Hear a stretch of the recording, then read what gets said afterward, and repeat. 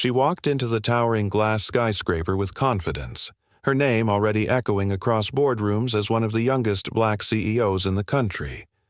But inside, a powerful billionaire family didn't see her brilliance, only the color of her skin. They laughed, whispered, and dismissed her as though she didn't belong in their world. What they didn't know was that their arrogance would cost them everything. Because when the deal papers were laid on the table, worth nearly $900 million, she made a choice that would shock everyone in the room and the world watching. Amara Johnson wasn't born into wealth but into resilience. Raised in a modest neighborhood, she learned early on that determination had to be louder than the voices that tried to silence her. With sharp instincts and an unstoppable drive, she built her tech company from the ground up, turning late nights and endless rejection into one of the fastest-rising firms in the industry. Her success didn't just make headlines. It turned heads in elite circles. Whispers of her genius spread quickly, and soon her company caught the attention of the prestigious Whitmore family, billionaires who had controlled boardrooms and industries for generations. For them, Amara represented both an opportunity and, secretly, a disruption to their carefully guarded legacy.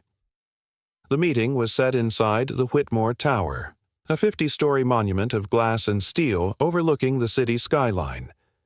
To many, it was a symbol of power. To Amara, it was simply the backdrop for what could become the biggest deal of her career, an acquisition valued at over $900 million. But beneath the polished floors and smiling faces lay something else. She could sense it in their cold stares. As she entered, the way their eyes lingered longer than necessary, and the subtle smirks exchanged when she spoke. They saw her company's value, yes, but they didn't see her as an equal. And that unspoken truth would soon unravel the illusion of partnership they tried so hard to project. Amara had walked into the lion's den, not knowing that by the end of the meeting, she would become the story no one expected. The woman who had the power to walk away from nearly $1 billion. The conference room was designed to intimidate. A sweeping mahogany table stretched across the space, surrounded by high-backed chairs that seemed more like thrones than office furniture. Massive windows revealed the city below, but inside, the air was heavy. Amara took her seat at the far end, her posture firm, her expression calm. She had negotiated with powerful figures before, but this was different. She wasn't facing business leaders eager to collaborate.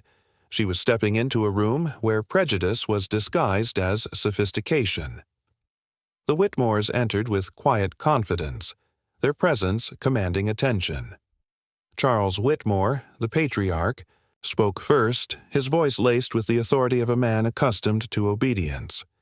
His sons followed, dressed immaculately, their laughter echoing with arrogance as though the deal was already theirs. They discussed numbers with ease, glossing over her points, interrupting her mid-sentence, and exchanging glances that said more than words ever could. Amara presented her vision with precision, how her company's groundbreaking technology could transform their empire and how this merger could set new standards in the industry. But instead of acknowledging her brilliance, their questions grew sharper and more personal. They asked about her background in a tone that felt less curious and more condescending. They marveled not at her strategy but at her presence in the room.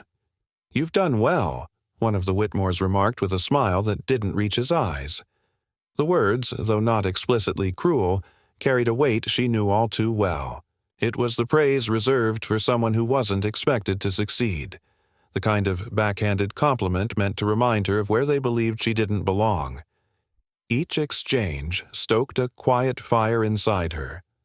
She thought of the countless nights she had worked tirelessly to prove herself in an industry dominated by men who didn't look like her. She remembered the closed doors, the rejected pitches, and the dismissive faces. And now, sitting across from billionaires who viewed her more as an anomaly than a peer, that same familiar sting returned, but so did her resolve. The contract sat at the center of the table, thick with legal clauses, its weight symbolic of the empire that could be built or destroyed with her signature. To them, it was already decided. She should be grateful, they believed, that someone like her had been invited into their world. But Amara saw the truth. The Whitmores weren't just buying her company. They were attempting to erase her, to absorb her brilliance while diminishing the woman who created it. As the meeting wore on, their arrogance grew bolder. A careless remark about her fitting in among their circles. A dismissive wave of the hand when she corrected a financial projection. Their behavior wasn't merely disrespectful, it was demeaning. Yet Amara remained composed. She listened, observed, and waited. With every insult veiled as formality, with every smirk that dismissed her worth, she grew stronger. They thought they were breaking her down, but in reality, they were building the very case she needed. Because when the moment came, when their empire thought it had swallowed hers whole, Amara would remind them of one thing they had overlooked. True power doesn't come from money. It comes from knowing when to walk away. The final pages of the contract lay open, awaiting only her signature. The Whitmores leaned back in their chairs, their confidence radiating. To them, this was already a victory. A billion-dollar company folded neatly into their portfolio, its visionary reduced to a footnote in their legacy. Amara studied the papers in silence. Each word on the page represented years of her labor, nights spent building something from nothing, and sacrifices too many to count. She had come here believing the partnership might elevate her vision, but now she saw it clearly. This wasn't a partnership. It was a takeover disguised as an opportunity. She glanced at the men across the table, their smug expressions etched into her memory. They weren't celebrating her brilliance. They were congratulating themselves for tolerating her presence. They had mocked her, diminished her, and made it painfully clear they didn't see her as an equal, only as someone they could use. A hush fell over the room as she pushed the contract back across the table. The sound of the thick stack sliding against the polished wood seemed louder than anything that had been said all day. "I've decided," she said firmly, her voice steady. "This deal is over." The Whitmores froze. For a family unaccustomed to rejection, the words struck like a blow. Their faces shifted from disbelief to anger, the weight of $900 million slipping from their grasp in an instant. Amara stood, her composure unshaken, her presence commanding more power than their fortune ever could. She walked out of the glass tower without looking back, each step a declaration. She had chosen dignity over dollars, self-respect over status, and legacy over greed. In that moment, the Whitmores lost far more than a deal. They lost the illusion of control over a woman they could never break. News of Amara's decision spread, quickly, rippling through boardrooms, headlines, and social media feeds around the world. To some, it was unthinkable. How could anyone walk away from a $900 million deal? But to others, especially those who had watched doors close simply because of the color of their skin, her choice was more than business. It was a symbol. Amara had not just protected her company, she had defended her worth. By refusing to let arrogance and racism define her legacy, she showed millions that dignity is priceless. Money can build empires, but respect and self-worth build something far greater, unshakable courage.